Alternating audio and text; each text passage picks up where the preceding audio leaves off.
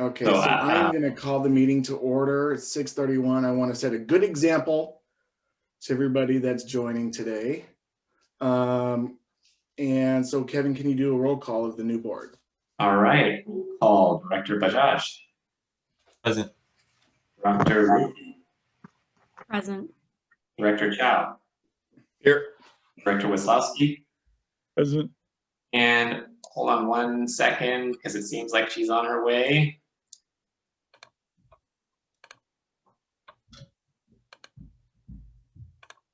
Connecting to audio. There we go. There's perfect. Let me just change her name.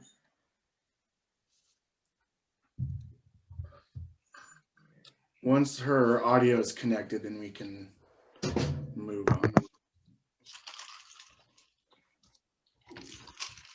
Yeah. You hear me? Yep. Yes. Oh, yes. sorry. Took me a while. Yep. We're doing a roll call. So, Director Sethi, are you present? Yes, I am. All right. Awesome. So it looks like there's a quorum of 5 people, which is awesome. Can you scroll down a bit, Kevin? Yes.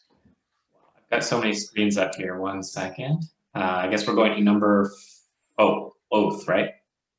Ceremony. Yeah. Perfect.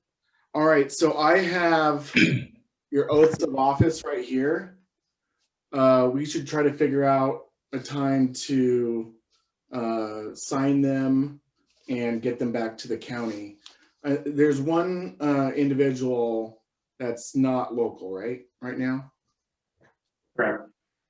So yeah, so talk to Kevin and get my contact information and we can get those done. I'm a notary public, so we can just do it as soon as possible. Technically, they're supposed to be into the clerk of the Board of Supervisors before this meeting, but they're giving a tad break because of the virus and things that are going on. So I am going to start. Is there any particular order you want to do this, Kevin? I think, didn't we talk about doing number 5 first and then number 6? Oh, you mean for the swearing in? Yeah. No, we just do alphabetical. All right. So all right, so I don't think it matters much. So I apologize if I mess up your name. Nakul? Yep. All right. So I'm going to read this and then I want you to raise your hand and repeat after me. I state your name. Nakul Bajaj. Do solemnly swear. Do solemnly swear. That I will support and defend the Constitution of the United States. That I will support and defend the Constitution of the United States. And the Constitution of the State of California. And the Constitution of the State of California. Against all enemies, foreign and domestic. Against all enemies, foreign and domestic. That I'll bear true faith and allegiance to the Constitution of the United States.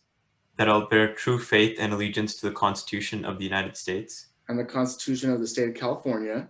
And the Constitution of the State of California. That I take this obligation freely. That I take this obligation freely. Without any mental reservation or purpose of evasion. Without any mental reservation or purpose of evasion. And that I will well and faithfully discharge. And that I will well and purposefully discharge. The duties I am about to enter. The duties I am about to enter. Awesome, you're good. Thank you. All right, Kevin? Yep. We're going to do the same thing. So raise your right hand and say I, state your name. I, Kevin Chow. Do solemnly swear or affirm. Do solemnly swear or affirm. That I will support and defend the Constitution of the United States. That I will support and defend the Constitution of the United States. And the Constitution of the State of California. And the Constitution of the State of California. Against all enemies, foreign and domestic. Against all enemies, foreign and domestic. That I will bear true faith. That I will bear true faith. and allegiance to the Constitution of the United States and allegiance to the Constitution of the United States and the Constitution of the State of California, and the Constitution of the State of California, that I take this obligation freely that I take this obligation freely without any mental reservation or purpose of evasion, without any mental reservation or purpose of evasion, and that I will well and faithfully discharge and that I will well and faithfully discharge the duties I'm about to enter. the duties I'm about to enter. All right, good. Yay. All right, Sethi, did I say that right? Yeah, that would be me. Okay, sorry about that. No worries. So raise your right hand. I state your name. I, Nupur Sethi, Do solemnly swear or affirm do solemnly swear or affirm that I will support and defend the Constitution of the United States that I will support and defend the Constitution of the United States and the Constitution of the State of California and the Constitution of the State of California against all enemies, foreign and domestic. against all enemies, foreign and domestic. That I will bear true faith and allegiance That I will bear true faith and allegiance to the Constitution of the United States to the Constitution of the United States and the Constitution of the State of California. and to the Constitution of the State of California. That I take this obligation freely That I take this obligation freely without any mental reservation or purpose of evasion. without any reservation or, sorry, Purpose of evasion. purpose of evasion. And that I will well and faithfully That I will well and faithfully discharge the duties discharge the duties I'm about to enter. I'm about to enter. Okay, good. All right, last but not least, this is a record of swearing ins for us. All right, Misha, same thing, raise your right hand. I state your name, I, Misha Racia, do solemnly swear or affirm do solemnly swear or affirm that I will support and defend the Constitution of the United States that I will support and defend the Constitution of the United States and the Constitution of the State of California and the Constitution of the State of California against all enemies, foreign and domestic. against all enemies, foreign and domestic. That I will bear true faith and allegiance That I will bear true faith and allegiance to the Constitution of the United States to the Constitution of the United States and the Constitution of the State of California. and the Constitution of the State of California. That I take this obligation freely That I take this obligation freely without any mental reservation without any mental reservation or purpose of evasion. or purpose of evasion.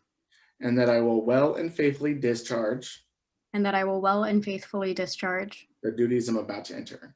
the duties I'm about to enter. Yay, everybody is sworn in. So yes, please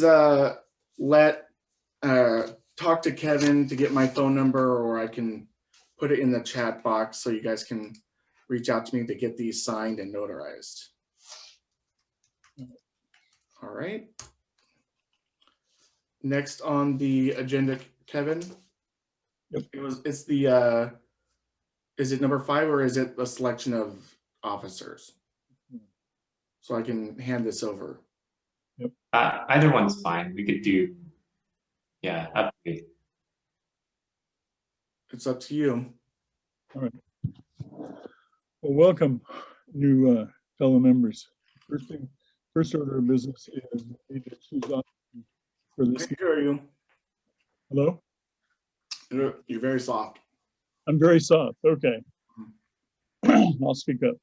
Anyway, first order of business is to choose officers. If you notice in the packet, there's a bunch of information about the procedure for doing that. Someone has to nominate a chair, a vice chair, and a clerk.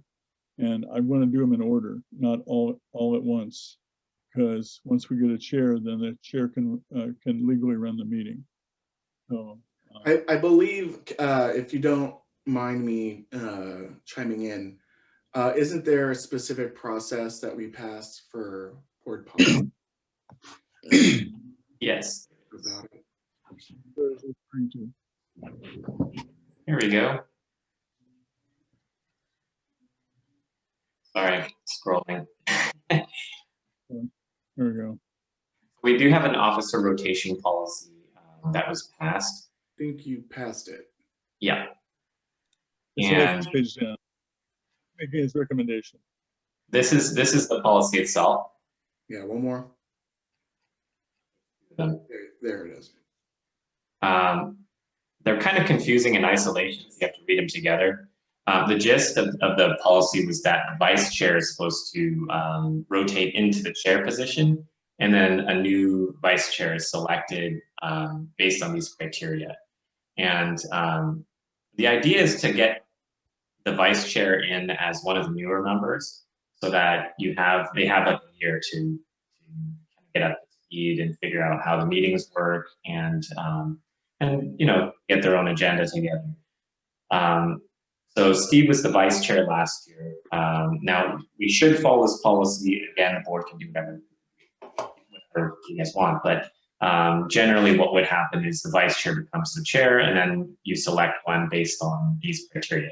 The problem is all 4 of the new directors have the same standings. So it might fall to you to decide maybe who might want to be the vice chair. Right. Oh, and also as part of this, you're supposed to select a clerk. The clerk is usually the general manager in this case. And that's a kind of a routine appointment every year. Correct. All right, so does the chair have to be voted on? Yes. So what I've recommended is based on this policy. Of course, affirm that Steve So I'm would no be longer on the board, so Kevin, can you take it over? So the staff recommendation is that one of the directors would have to make a motion to the positions. There would have to be a second, and then a discussion. Sorry, your voice dropped a little bit. What would be the motion? So the motion could be, for example, to elect Steve Wacławski as the chair. He was vice chair last year, so he's kind of in line to rotate through. In addition, I think after that, there would have to be some discussion about who would want to be vice chair, only because everyone has the same standing. So the rotation is supposed to be vice chair this year. And then, of course, to reaffirm myself as the clerk, because it's Okay. Yeah, so I can motion to elect vice chair Director Wacławski as the 2021 board chair. I'll second that. Discussion?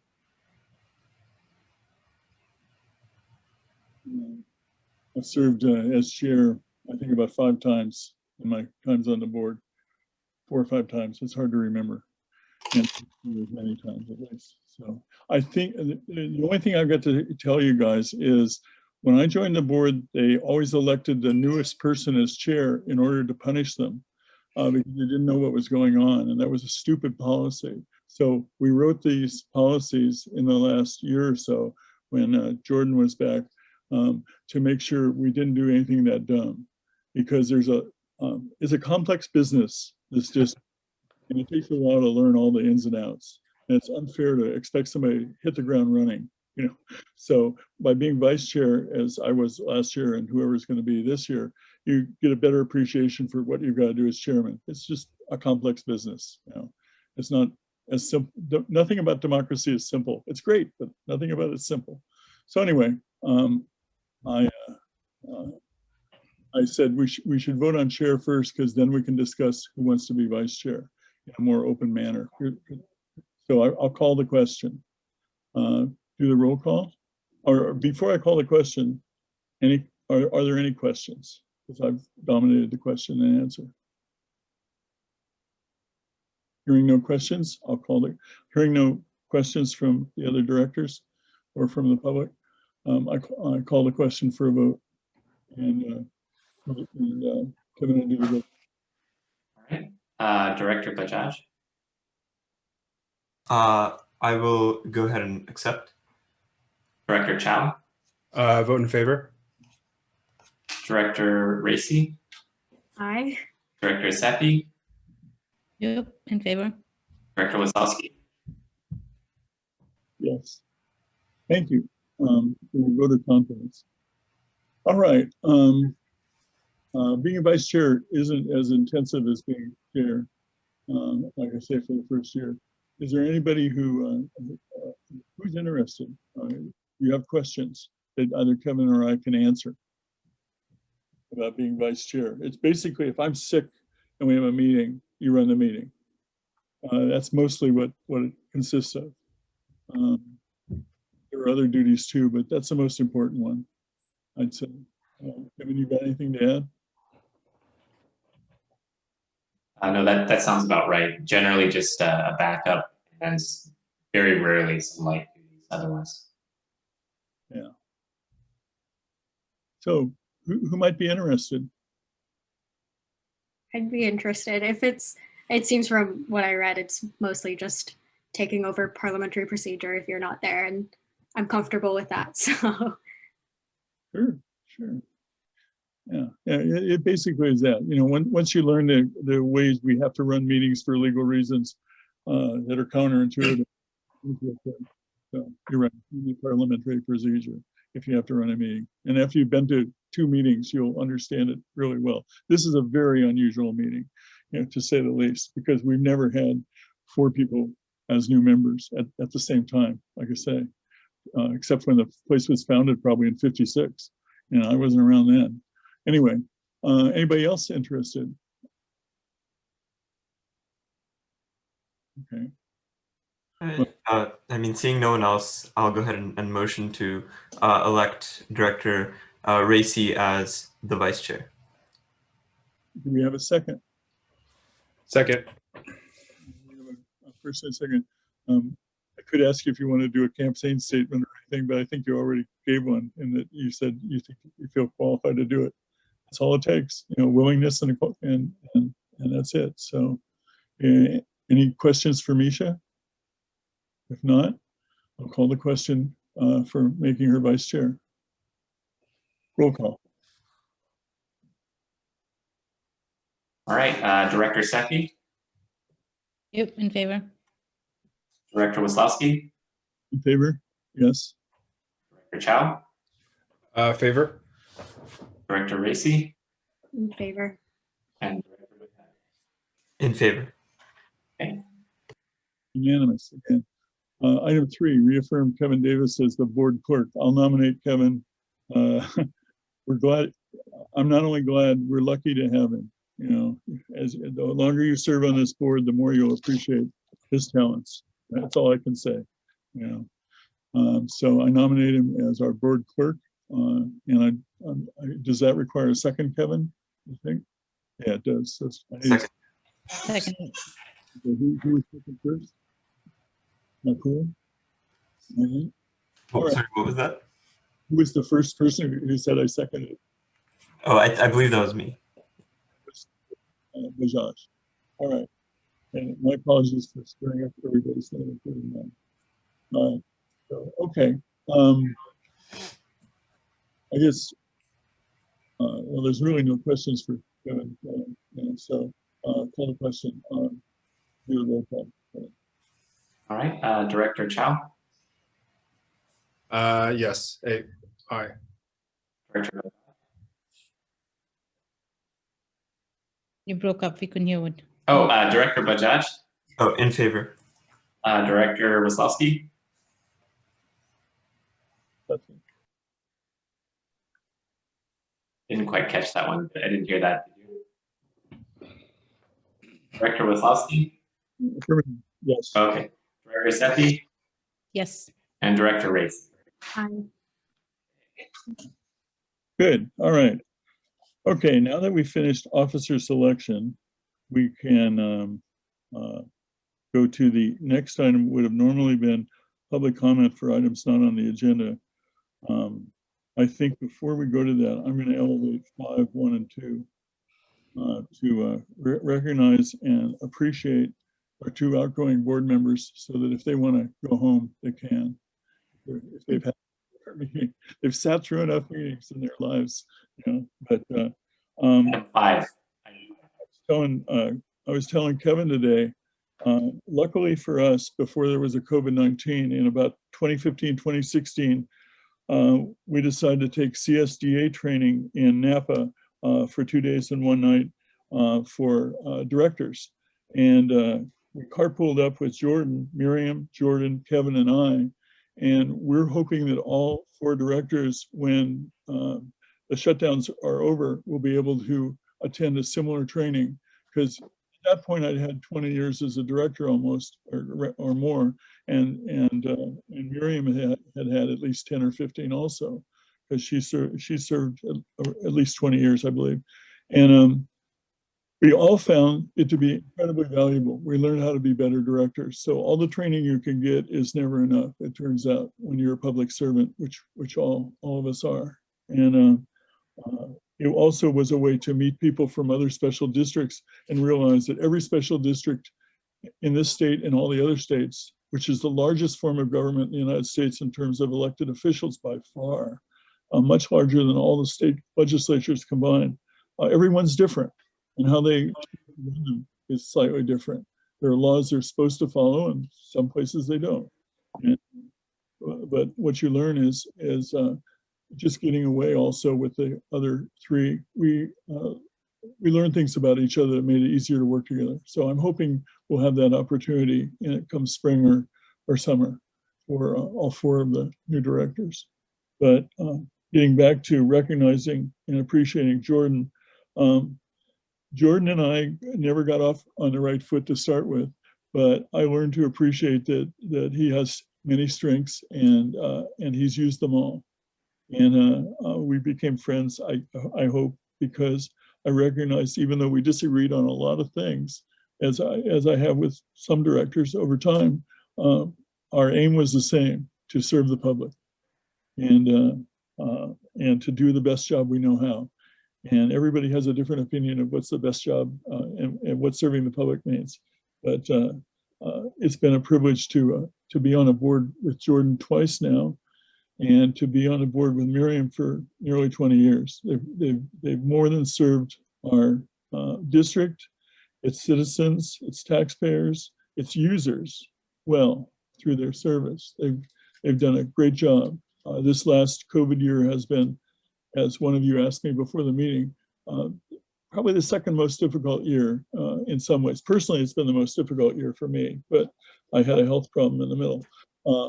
The year before, like I said, when we had 2 board members who decided they just wanted to shut the place down through not showing up for meetings, it became very hard because we couldn't get a quorum. So I don't want to dwell on that too much, but that was the year that Miriam was our chief director. And she did a great job. And Jordan ran the board last year, and he did a great job again. So I could go on and on, but we've got other things on the meeting. If Jordan or Miriam want to say anything, or maybe Kevin would be the next person. Do you have anything to add? Go ahead, Kevin. I do. I really want to extend a thanks to both of you. I'll start with Miriam. Miriam, you were on the board for the entire time that I was the GM, and it's been a pleasure. And frankly, 2019 was a very difficult year for all of us, and I really appreciate all the work you did as chair during that year. I know that there was many weekends, nights, days where we were trying to work things out to make sure that the district kept running through everything that was happening. So thank you, and your steady leadership was definitely be missed. Jordan, of course, keep me on my toes. Thank you for always pushing for the right thing, even when it's difficult, even when it's taking a lot of work. I know it can't be easy all the time, but I think that the district has become much stronger as a result of your work. And that's very, very appreciated. So we'll definitely carry on. You've definitely set things in motion that are going to continue long after you're out. So definitely, it's been great. Yep. Thank you. Thank you for both of you. Yeah, thank you for that. And I appreciate that the other new board members are here. And I wish you good luck and best wishes for going forward. And you have great people to work with, and it's a great board, and it's a great pool. And yeah, good luck. Mhm. Yeah, and I would like to say thank you to Kevin, Steve, and Miriam. Before I got on the board, I tried my best to not be appointed to the board. I didn't think that there was a win-win situation for that, but I really appreciate. I really had two major issues that I wanted to accomplish in this short time, and that has been on track. One is to completely memorialize a lot of what the district does into board policy, and then getting a strategic plan going. And I really appreciate your guys's patience with me as we tried doing that. So thank you so much. I also want to appreciate Jenny. Is she on? Yeah, I am. Can you hear me? Yes. And I want to Okay. appreciate Jenny for always being here with another perspective for us. So really appreciate it. So thank you. Yeah, thank you. And if I get a chance, I'd like to say goodbye to Miriam and Jordan also when you get a chance. Your turn now. You had your hand raised thanks to Kevin. I found out. I couldn't see it.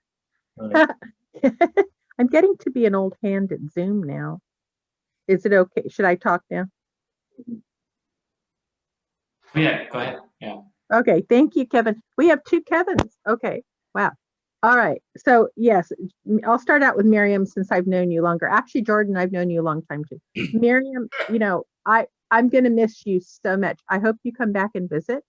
And you've just been a delight from the first time I met you years ago, and you've just got such a great sense of personality. You're always really upbeat and cheerful, and you're kind of like the shining light all the way through everything. So good luck with your endeavors. And Jordan, what can I say? You're just incredible person. I know I don't think you're moving anywhere, but good luck with all your endeavors, and thanks for everything you've done for the board. You two people are just awesome, and we're going to miss you a great deal. Please come back and visit. Thank you. Love you too, Jenny. Yeah. You are such an addition to the board, even though you're not on the board. But yeah, always got a good perspective and great support. To the Thank you. new board members, Jenny has probably attended more board meetings than any buddy who is not a director over the years as an interested neighborhood person.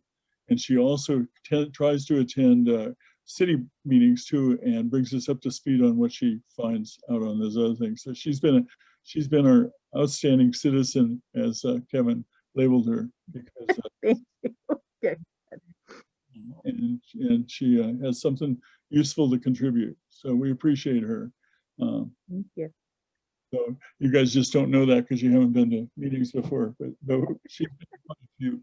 So, and we appreciate all her inputs. Thanks, Jenny. I guess when it comes to recognizing and appreciating outgoing board members, it's tough. They've done a lot. And if we didn't have other business, we could, in a different time, we could have a party afterwards. But we've done that in the past sometimes. We'll just have to. Steve, can I chime in for a second? I was just wanting to ask the new directors if they would like me to stop by tonight or when they're most available to sign their oaths. They could text you. That might be easier. Yeah, so I did put my my phone number in the chat. So let me know when is the best time for you, because I'm gonna start getting off the Zoom. Great. Thank you so much, everyone. Awesome. Thank you. Bye. Good luck. Hi, Jordan. Thank you. Take care. Really well done. Thanks. Thank you, everyone. Yeah, Bye-bye, Mary. Thank you. all right. All right, so now we'll go back to where we were. Public comment for items not on the agenda. Do you have anything else, Jenny? We've got a lot. Just welcome to everyone, all the new people looking forward to seeing seeing your wonderful faces on Zoom and hopefully someday in person, someday down the road.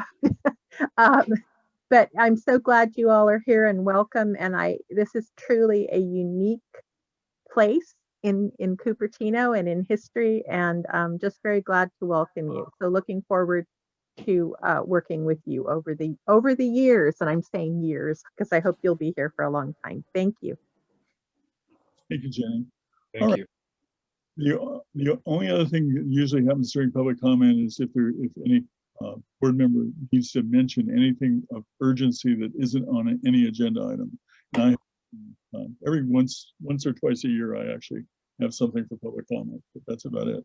Consent calendar is next. And this is one of the improvements to make things run a lot better. I move to approve the consent calendar, which has 3 items on it. And if someone will second that, then we can discuss it. Kevin. Actually, just to explain the consent calendar. So the consent calendar will be at the same time. So things that generally aren't controversial are going to go onto this. So the minutes, generally people aren't going to be needing to discuss much. But what happens is every once in a while, if a director has a question about one of these items, you can pull an item on the consent calendar. So that would be something to the effect of, I'd like to pull item 2 so that we can discuss it separately. But if you don't have questions, you can just go ahead and do it together to save time. For instance, the financial report, it's complicated enough. If people have questions, it's better to ask them before the meeting if you can. The meeting minutes, nobody has any corrections. I read them, they're accurate. And the check register, I've been signing all the checks, and we'll get onto that, check signing at a later time.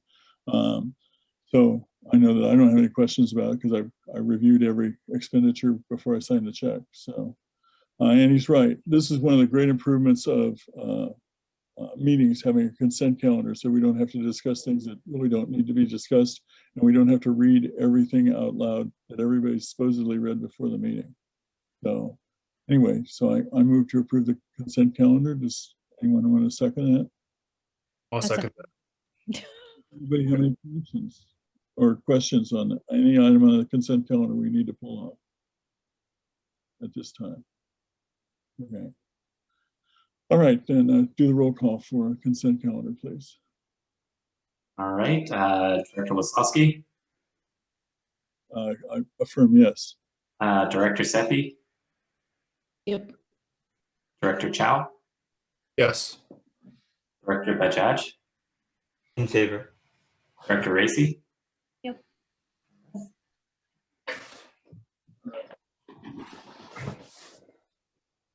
Next item is General Manager's report, and that's Kevin's bailiwick. Yes. All right. I'm actually going to start scrolling down to the items themselves so we can look at it. Here we go. So in the general manager's report, typically, sometimes things happen in between when the agenda is prepared and the meeting. So this section, the facility status, is where I might talk about things like that or ongoing issues. Earlier this year, for example, we had like the heater broke. So things like that might go on there.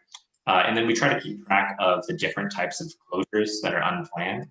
And typically you're going to see a couple different types of closures. This month we didn't have any closures, unplanned closures, but air quality was pretty serious. It looks like almost a month we were down for. Other types of closures would be chemical closures. That would be if maybe too much chlorine, too little chlorine, the pH goes out of range. Biological would be if someone has an accident in the pool. Mechanical thermal would be the heater breaking down. This happened in the last fiscal year before July 1st. And issues could be another reason why there's a closure. In any case, we've been going through a pretty extensive digital overhaul, which is pretty tricky given that none of us are IT professionals. So So it's been going kind of slowly, and everything that we change breaks something else. So it's been slow and not nearly as fast as we want it to be. But it is getting done. So I have emails ready for all the directors, and so I'll be sending that information to you very soon. So you'll have an official ranchorecreation.org email that you can be official. The second thing is our in-house HR information system. This is a project that we kicked off a while ago, but it isn't going well. Essentially, we're so small that not a lot of software will work for us. So for example, some of the stuff we looked at, they would do a staff evaluation system every 3, 6, or 9 months, or even a year. The problem is our summer is 2.5 months. So there's not enough time to evaluate our own staff members in the 2.5 months during the summer, which is when most of the staff is there. The other issue is a lot of the HRIS systems are very expensive for our size. So what we did was we're trying to make one in-house, which will work. It will take a lot more effort on our part. But right now it's going too slow because nothing's working on the digital front. So we're getting locked out of certain things. I'll explain it another time. It's not going well, but it will be fixed by the end of the month. The next thing that's happening is we're doing our annual audit. We do an audit every year, which looks for the financial controls, making sure that there's a good separation of duties, things of that nature. We're going through that right now, and those auditors will present what they found, typically in the January or February meeting.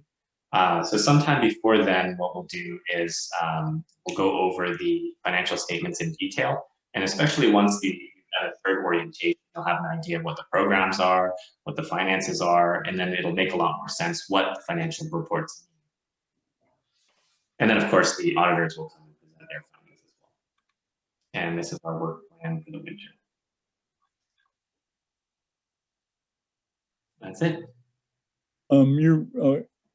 I'm noticing that your voice is cutting in and out a lot. Is everybody? It is? Yeah. I could switch to iPad. That one seems to work pretty well, but it'll take me a sec to get in there. Has anybody else noticed that too? Nod yes or no? It was happening earlier, but not so much anymore. Here, let me, give me 1 second. I'll switch to iPad. That seems to usually fix the problem. Is it all right if I just take 30 seconds to grab my earbuds? Sure. Yeah.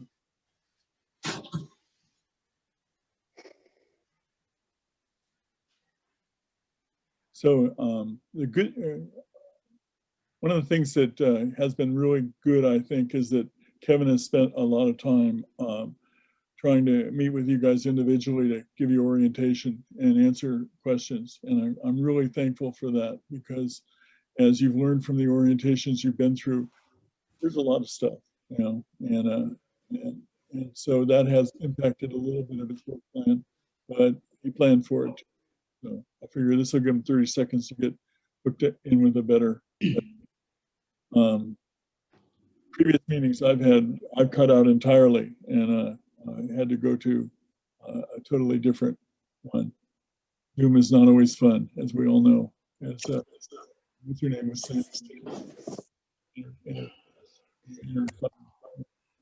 anyway, back, Kevin, got to go to a different channel.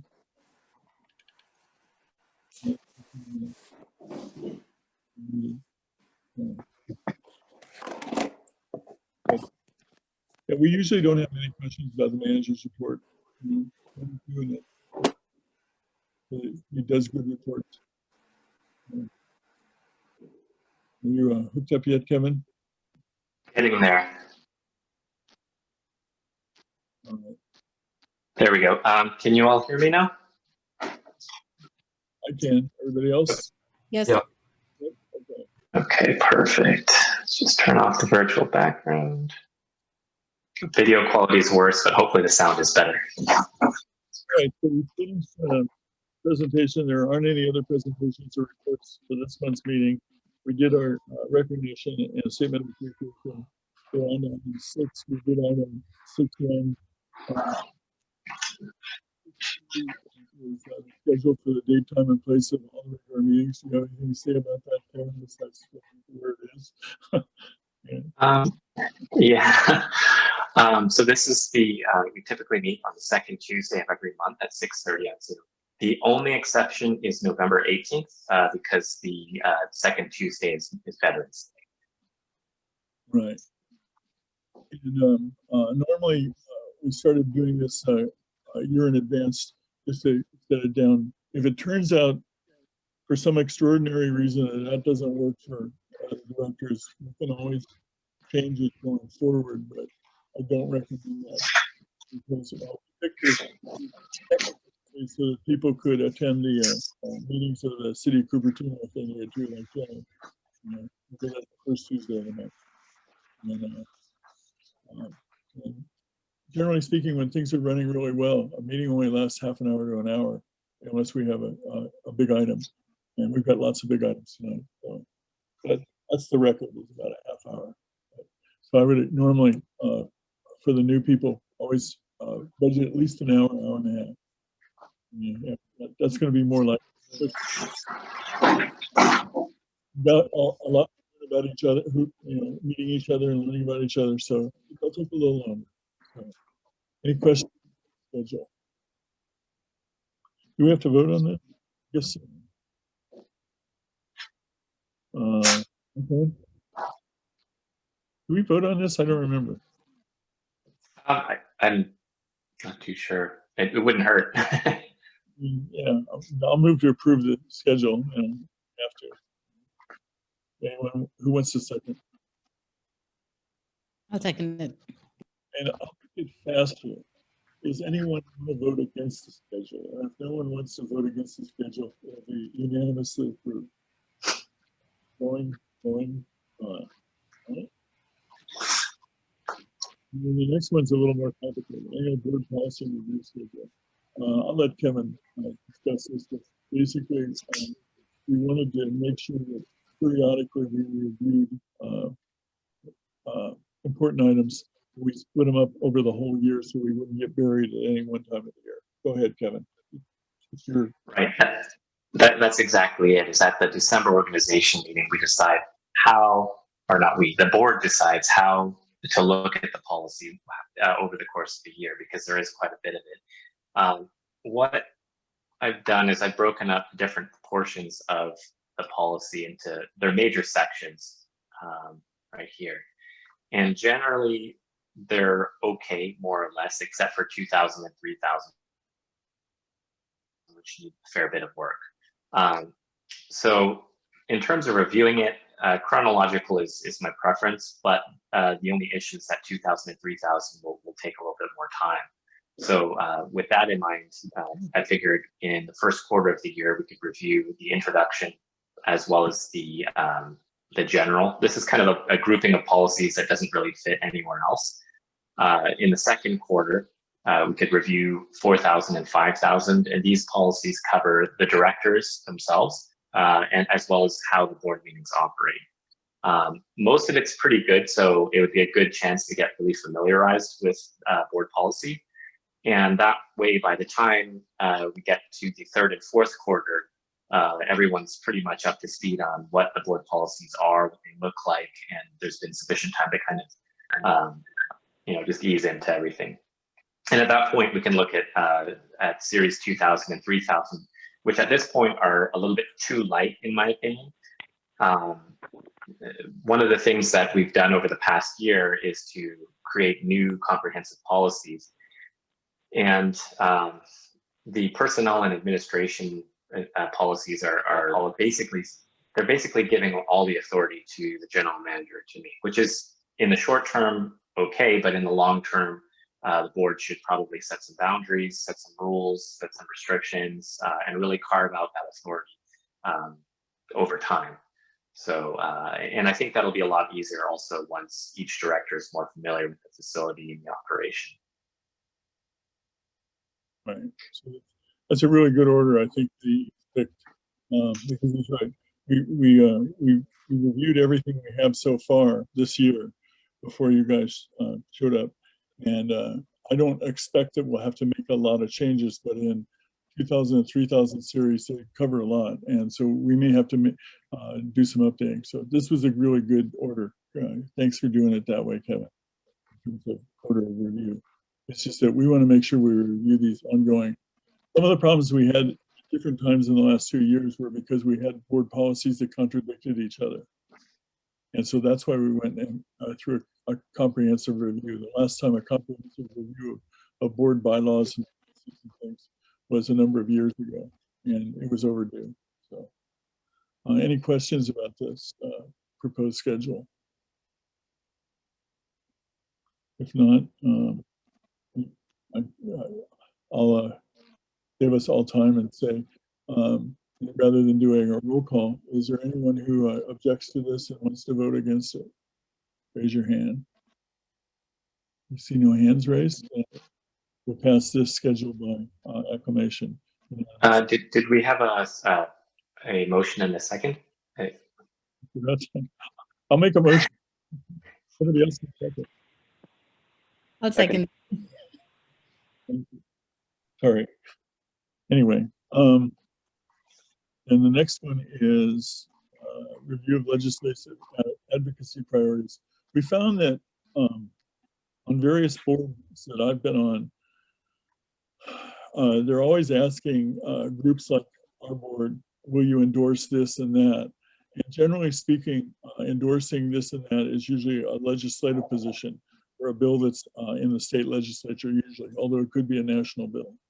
The problem is you can't really say, yeah, Rancho Rinconada will endorse this until we bring it back to a vote of all the directors, by which time that process takes at least a month, sometimes two, by which time the legislature might have finished meeting on that for the whole year. So I think that's a basic background for why we came up with this policy, is that if there's something that fits into areas of interest to us, that the board chairman working with the clerk can at least say something. Kevin probably can make it a little clearer, but it was to make it possible for us to say, yeah, it's in our interest not to, for instance, it's in our interest as a district not to have the legislature tax every special district $500,000 a year. You know, we go, that's pretty clear. You know, that's something we can't afford. You know, so yeah, we're against it. And we could call a special meeting of the board, but then every time you try to call a special meeting of the board for something like that, you have to get the schedules of 6 people in alignment, and that's tough, you know, to do. So, you got any more to add to that, Kevin? Probably lots. Oh no. I think you did a pretty fair job of describing that. Again, sometimes, you know, a bill comes up in the state legislature and there may not even be 24 hours before that bill goes to a vote. So there are times, particularly during the state budgeting season, where it might be important to write a letter of support or opposition for a bill that could affect district finances. So the major thrust of this policy is really grouped into these 4 categories. But if I had to sum them all up, it's all about protecting the independence of special districts like Rancho by protecting the funding sources and avoiding legislation that puts restrictions and that are a little bit too heavy on us. And you'll see as the year goes on that there will be these types of things that come up. And a lot of times these legislators, they put together big laws and they rely on letter writing essentially to kind of inform them if they're making a mistake. So that's what it is. If you want to see this is the actual policy that we have, and it defines, you know, that we're supposed to come to the board if there's any legislative advocacy, and there is some exceptions again if there's not enough time to do a meeting. But the priorities are what's important, because this is what we're looking for, making sure that there's adequate funding, supporting the opportunity to compete for more funds. Anyway, it's all here. So it would just be either continuing or deciding to perhaps change these priorities. But I think they look pretty good as is. Yeah. And like everything else we do on this board, we can always change these if we find that they're not, they need change. Yeah. Right. The first time we did this as a board, we read pretty well, but it's several pages. So, any questions about the need for such a thing, or any questions at all? Okay. Do we have to pass this? What do you think, Kevin? I think we should be all right, unless there's, and we can always revisit this. This is quite a lot, so. Yeah, it's a lot. I don't want to be rubber stamped by any of you, you know, so because, oh yeah, they must know what they're doing. So, all right, then I think we're going to consider it at least a first reading. But, yeah, if we have to vote on, we can vote on next time. We'll check. All right, item 7, second reading of an amendment to Board Policy 1025, adding a requirement to distribute new or amended administrative procedures to the Rancho Board. I'm really tongue-tied over that. As Kevin may have taught you in your we have a first and a second reading of policies, and on the second reading they're adopted. So that we would be adopting this. Anything else you want to add, Kevin? Yeah, so this policy is really about administrative procedures. So, you know, I think for all of you guys who've done the first and second orientation, we talked about board policy a lot. One of the big things that I do as general manager is that I have to interpret the board policy and create procedures to carry it out. The problem is that right now there's not really a good way for board members to know how are the board policies being carried out, because currently the procedures aren't being shown to you. So what this does is this is an amendment that would allow or require those procedures to be shown to the board, right? So you can see in red here, new or amended administrative procedures will be fully effective after official distribution to the board. So that way, you know, if you say we really don't like sexual harassment and you make a board policy about it, then we already have this, just so you know, so don't think that there isn't a policy here. Then I would say, okay, this is how we're going to make sure that there's not any sexual harassment at Rancho. And then in order to get that to be effective, I would show you the administrative procedure, and then it's effective. So that way, you know, as a board member, this is how the board policy is being carried out. It's a good example. Yeah. So it's more transparent. The public can see it. Everyone can comment on it. So, yeah. Yeah. So once you come up with that administrative procedure, is that something that the board has to vote on a second time to sort of reaffirm, or you continue doing it unless we make any changes? Right. Yeah, the second one. It's not something that the board would necessarily need to approve because the board has selected the general manager to interpret, right? So it's already kind of in there. Let's say that, though, that if you take a look at this procedure that I've come up with, and that was not at all the intent of the board, then what you would do is you would change board policy. Right. Makes sense? Okay. So Yeah. Yep. What administrative policy we need. Yeah. It's in the interest of greater transparency, even among our internal administrative procedures, which generally Kevin as general manager handles all of that. As a board, we sit on top and look at from our board policy point of view, and then it's up to him to interpret that and administrative procedures. But it came to us when we were looking at this and saying, we should at least look at them, just in case. You know, we might see something you miss, and it's a good idea. But we don't have to vote on them normally. But that way we see them, and so transparency again is very important to everybody. You know, so anyway, so it's a good thing to have this. You know, take my word for it, or ask more questions. Anyway, so it's adopted because it's a second reading automatically, unless we choose not to. So, But we don't have to vote on a second reading, right, Kevin? I think we do have to vote on this one. And, I'll move to approve amendment to 1025. Delegate command. Yeah, I could always do that. Second. And any more discussion? Any more questions? And do a roll call. This is pretty important, so we'll do a roll call. Okay. All right. Director Chow, Approve. Director Racy, Aye. Director Sethi, Approve. Director Bajaj, In favor. Director Wasowski. Approved. All right. All right. Okay, second reading of new board policy for recreation space usage. A quick background on this is that in the old days, before we had procedures written down for everything, every director could use the facility once a year as a perk. However, that got into, from my point of view, and I'm sure others, an ethical problem. Is this a good idea? And so we came up with a way to define this and say that it should be for a public, for the public good.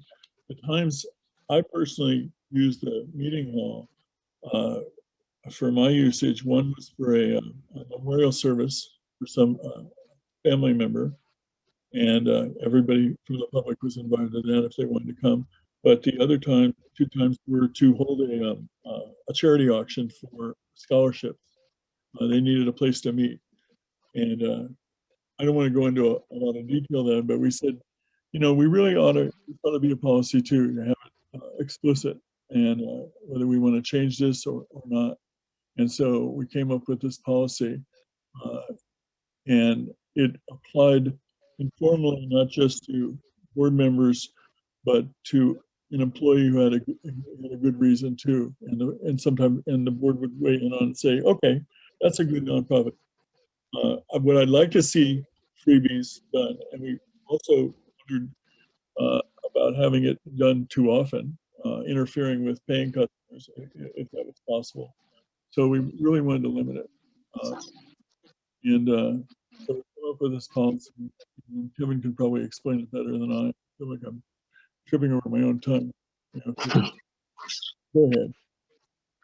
Sure. Yeah. So looking at the policy of how people use the recreation hall, we've made a policy saying, you know, these are the types of spaces we have at the rec hall, the pool, etc. We've defined that these event spaces will be used primarily for district programs. So that would be like swim lessons, lap swim, things like that. And then we've also said that the public or other entities can use this space. And this is already happening right now. So it's not like, you know, this is already happening. It's not like this will enable more stuff to happen. And the board is the one who makes the fee schedule for this by resolution. This is new. We haven't done this one before.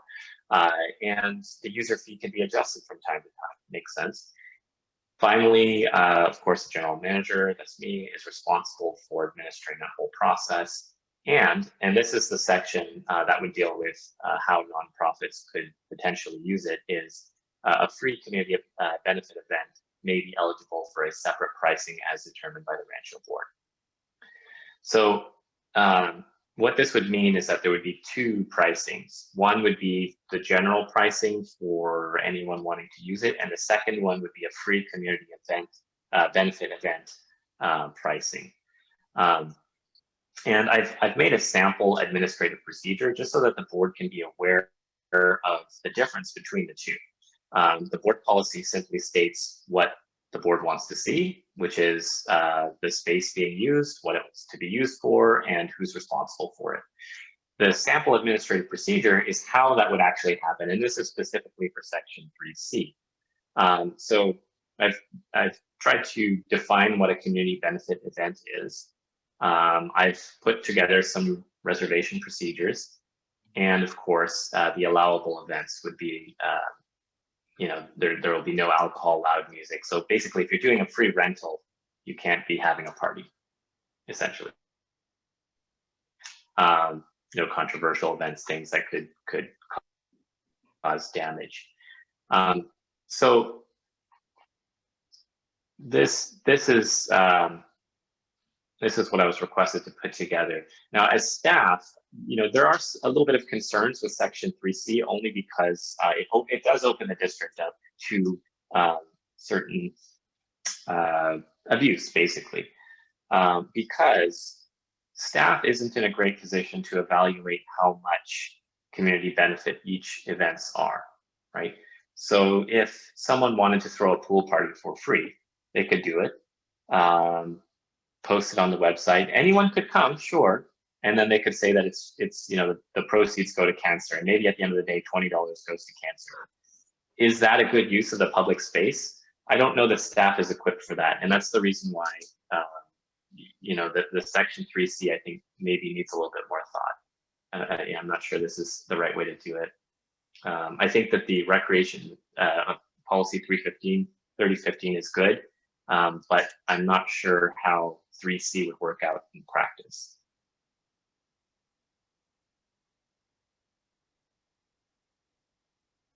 Any questions? Yeah, I'm a little bit curious about Section 3 in general. I know it says that the board chair and general manager would have basically the discretion in deciding what qualifies and what doesn't. What would be the logistics of if we were to instead change that language so it put basically put these sorts of decisions up to a vote to the entire board? Sure. The reason for that was just expediency. That's all. In addition, you might have a group of people every meeting trying to get the board to approve or not approve of a rental. It can always be done that way, for sure. But as you're going to find out, each meeting is a month apart.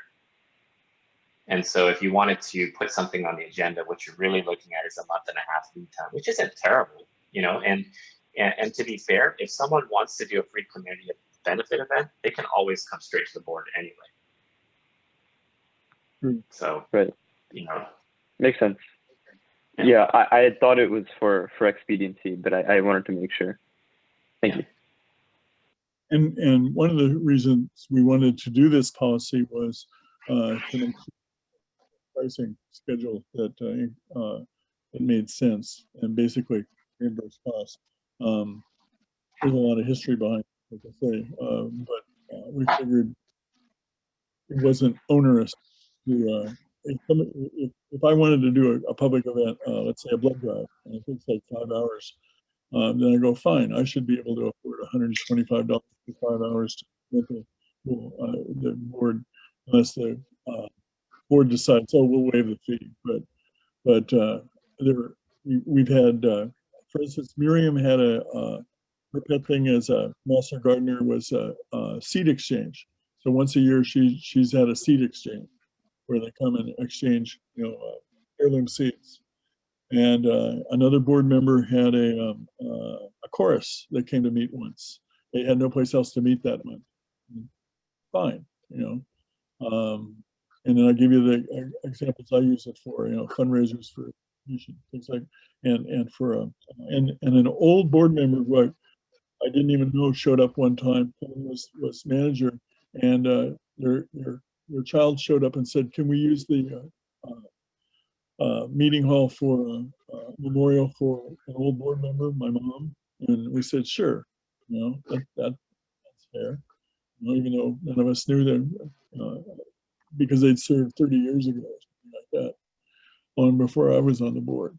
Anyway, we're just trying to make sure that we don't operate as loosely as we did in the past, and it was okay to do so.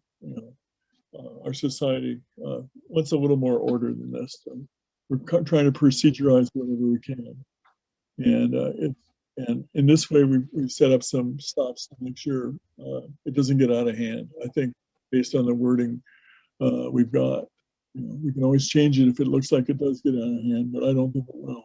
These are very rare events.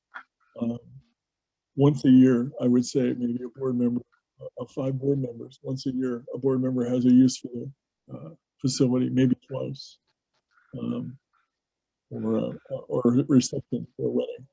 It was one of those for a member of our staff, and that was fine. You know, it doesn't cost anything, and it doesn't cost much. You know, it's electricity, and that's whenever we came up with the $25 an hour. You know, does it seem like a fair amount? Any other questions about this? It's a good start.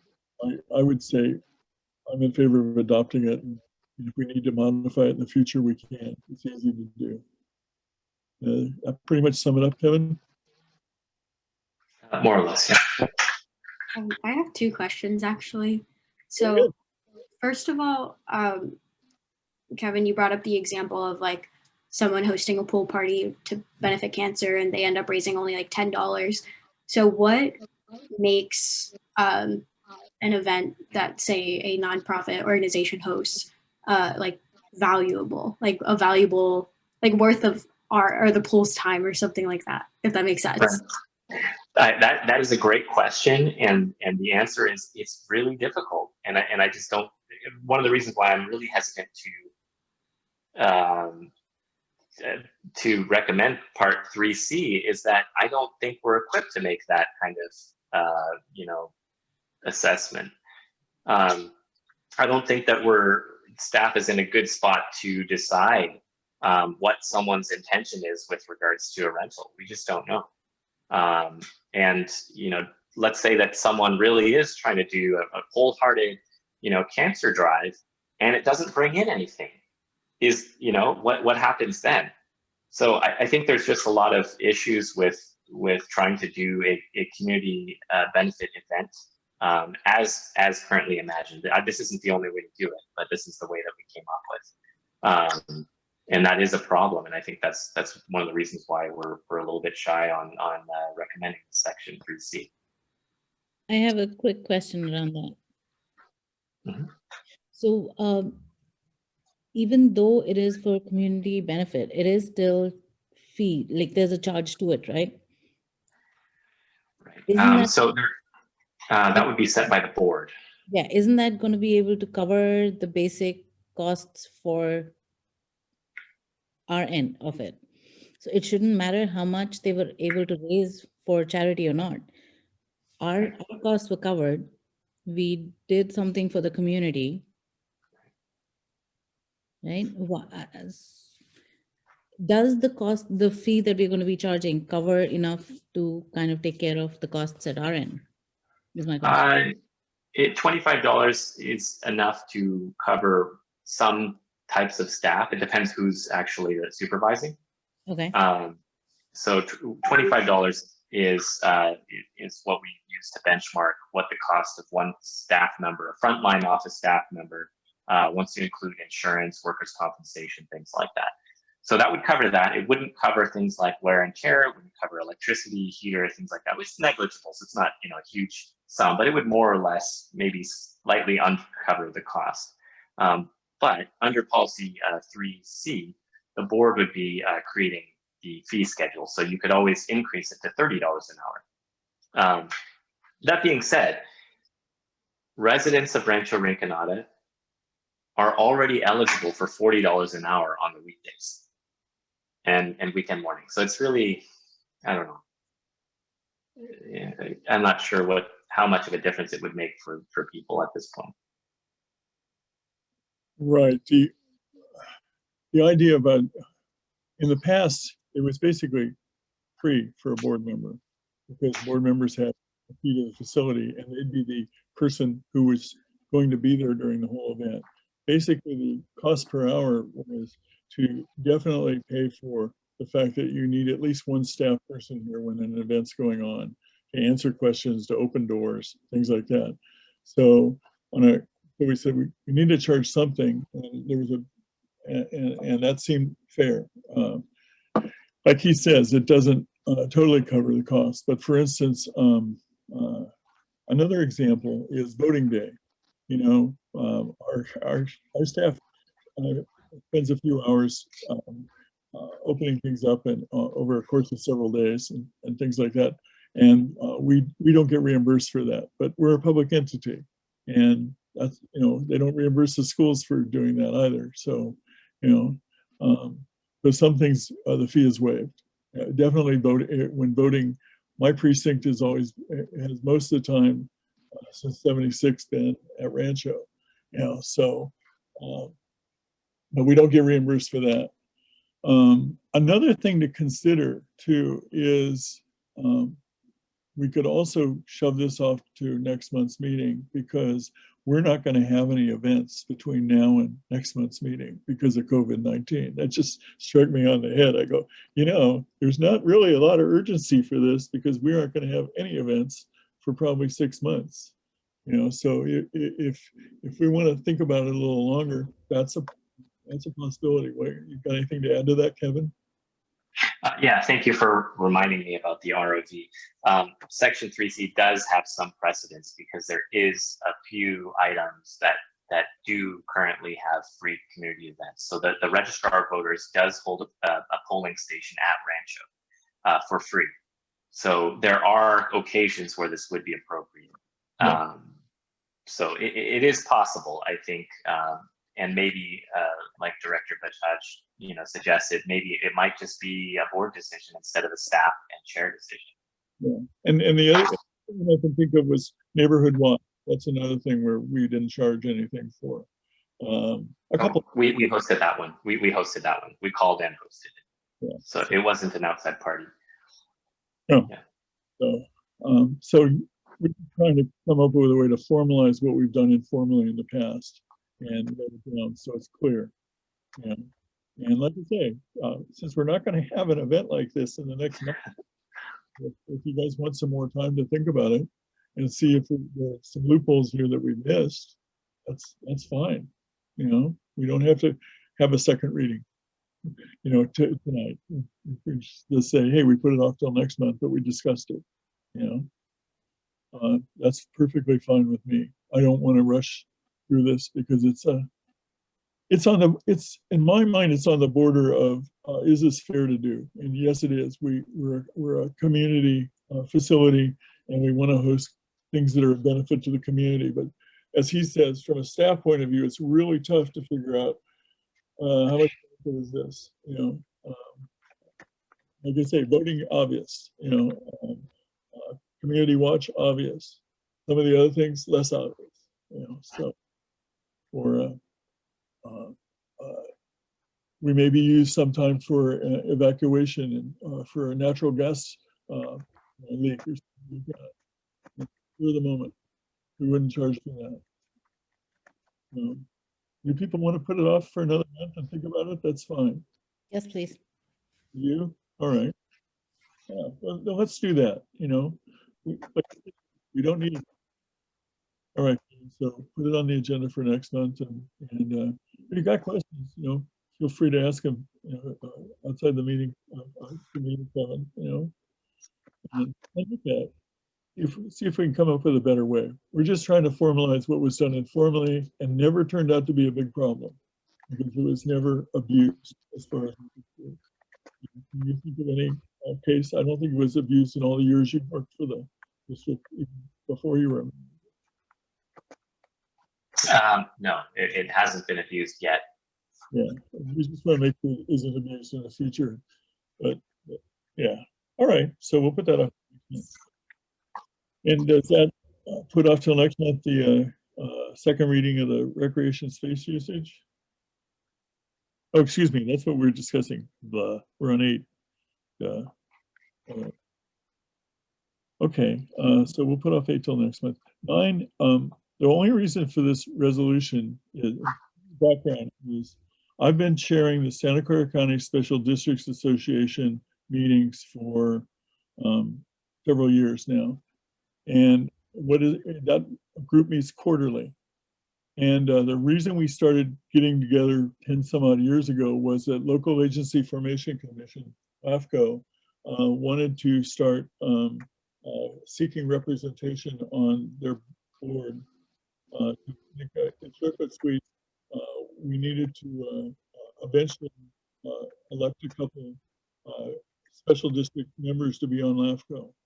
LAFCO not only regulates the boundaries between local government entities, it's the body that would oversee dissolution of local government entities or mergers of it.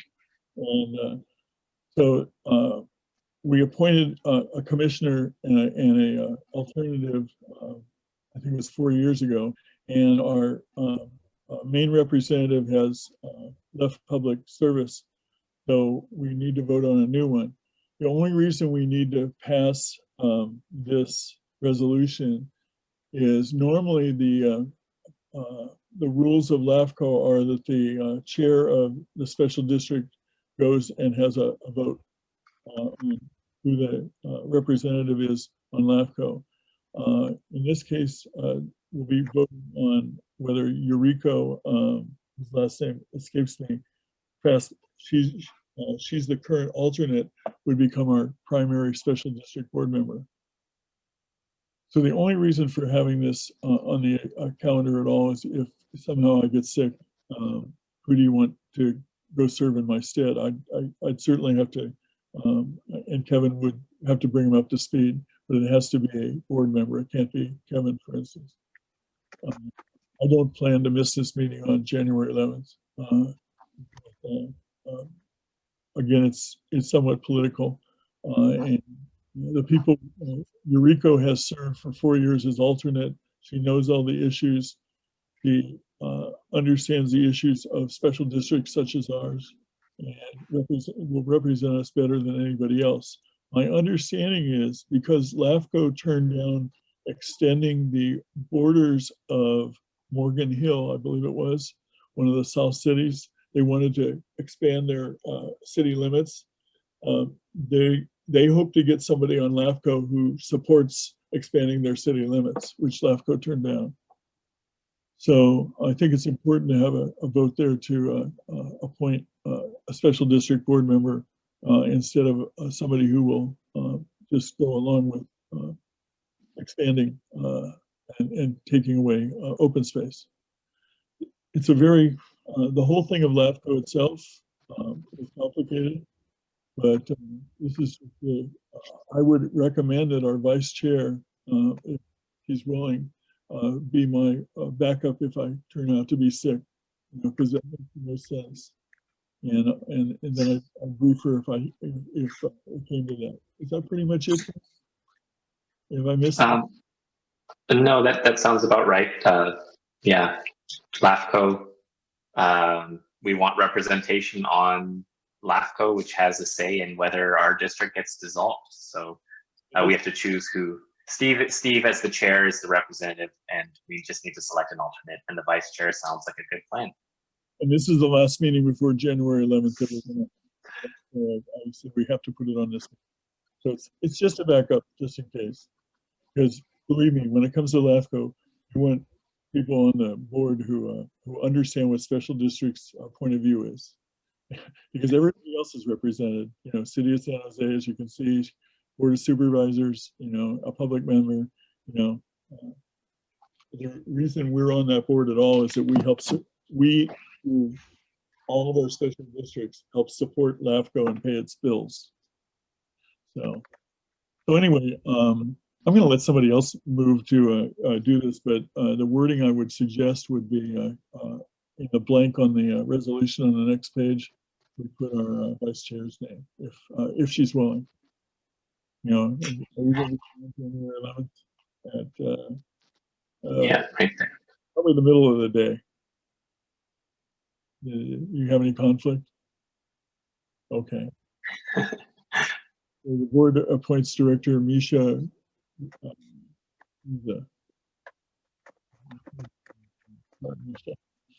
as the alternate to participate, just in case I can't sit. And second. Who did the main motion and second? I wasn't going to make the main motion for a change because I made all the other motions. I'll make the motion. Okay. And who's second? Second. Right, so the motion is adopt resolution 12/10/2020.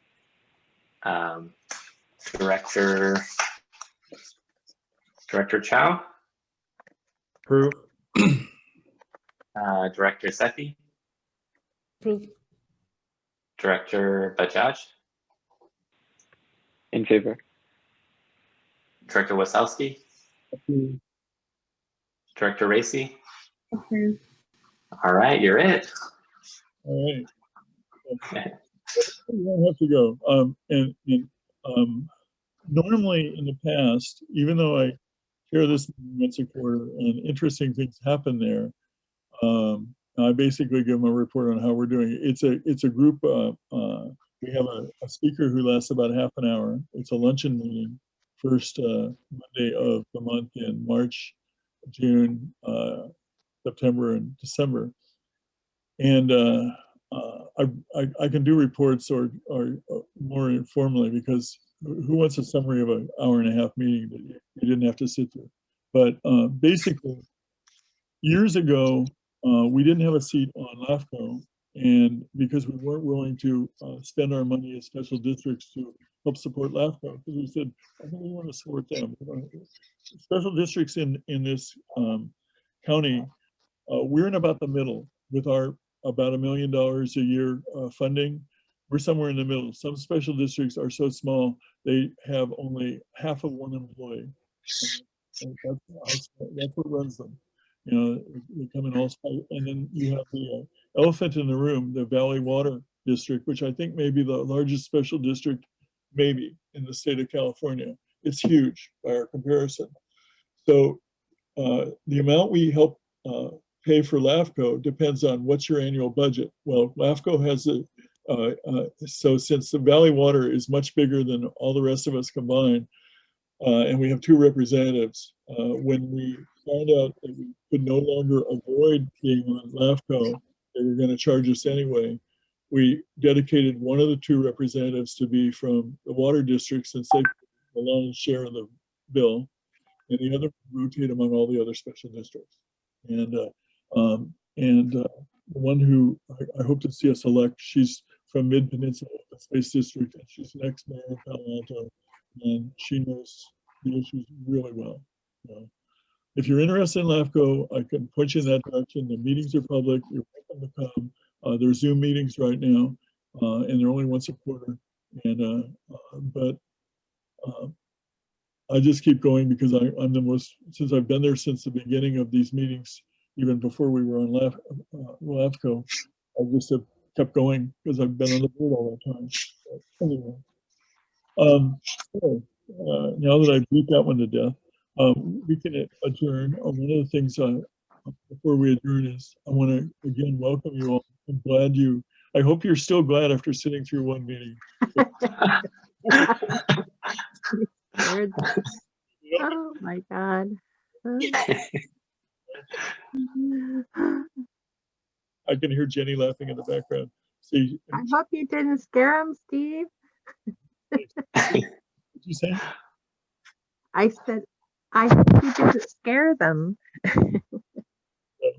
Anyway, I'm going to say after we adjourn if anybody wants to talk, but officially, if you're burned out and we're ready to adjourn, unless somebody else has other questions we can answer. It's the first time we've been together as a group, and that's why I'm willing to hang. We're hoping to do that for the half hour before, but I'll hang around. And I think Kelly can probably stomach another 15, 20 minutes of keeping us up. So now that you've been through your first meeting, congratulations. And I'm looking forward to getting to know you all better, and each one of you, but not much. But I know one thing. I know that you care, and that's that's the main thing. So no more open items, I guess. Rather than babble, I'll move to adjourn. Anybody want a second? I'll second. Thank you. We can be officially adjourned at 7:56. Yay.